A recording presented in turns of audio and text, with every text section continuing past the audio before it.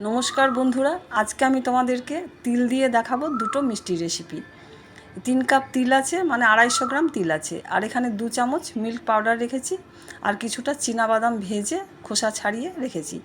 আজকে আমি তোমাদেরকে দেখাবো সম্পূর্ণ এটা গুড় দিয়ে তৈরি করে। এখানে আমি 600 গ্রাম গুড় রেখেছি, আর এখানে প্যান গরম হলে আমি প্রথমে যে 3 কাপ তিল রেখেছিলাম সেই 3 কাপ তিল দিয়ে ভালো করে ভেজে নেব। আর এটা কিন্তু সম্পূর্ণ লো ফ্লেমে হবে। দেখো 3 কাপ তিল দিয়ে হালকা আছে কিন্তু এটাকে ভেজে নেব। দেখো সুন্দর ভাজা হয়ে গেছে। ভাজার পর আবার এটাকে আমি 3 ভাগে ভাগ করে নিলাম। 2 কাপ তিল আমি পাউডার করে নেব, আর 1 কাপ তিল গোটা রেখে দেবো। দেখো 2 কাপ তিল থেকে আমি একটা পাউডার বানিয়ে নিলাম। পাউডারটা খুব যে মসৃণ পাউডার তা না, একটু মোটা দানা আছে। আর এখানে 1 কাপ তিল আমি গোটা রেখেছি।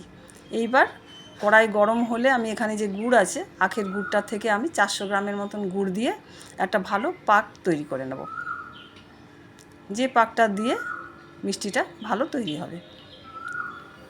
এখানে 4 হাতার গুড় দিয়ে দিলাম। তারপর যে তিলের পাউডারটা ছিল 2 কাপের, সেই পাউডারটা দিয়ে গুড়ের সঙ্গে খুব ভালো করে মিশিয়ে নেব।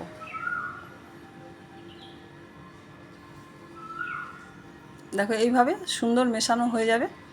এরপর মনে হচ্ছে যেন গুড়টা একটু কম আছে, তাই আমি এখানে আরও 2 হাতার মতন গুড় দিয়ে ভালো করে মিশিয়ে নেব।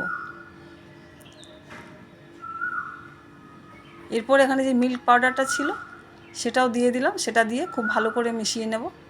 আর এখানে গোটা তিল ছিল 1 কাপ, সেই তিলটা দিয়েও খুব ভালো করে একসঙ্গে মিশিয়ে নেব। দেখো সব মেশানো হয়ে গেছে। এরপর এই ট্রেটাতে আমি একটু ঘি ব্রাশ করে রেখেছি। এখানে কড়াই থেকে কিছুটা তিল উঠিয়ে আমি একটা চৌকো আকার দিয়ে নেব। দেখো চৌকো আকারের পর যে ভাজা বাদামগুলো ছিল সেই বাদামগুলো ছড়িয়ে দেবো তিলটার উপরে।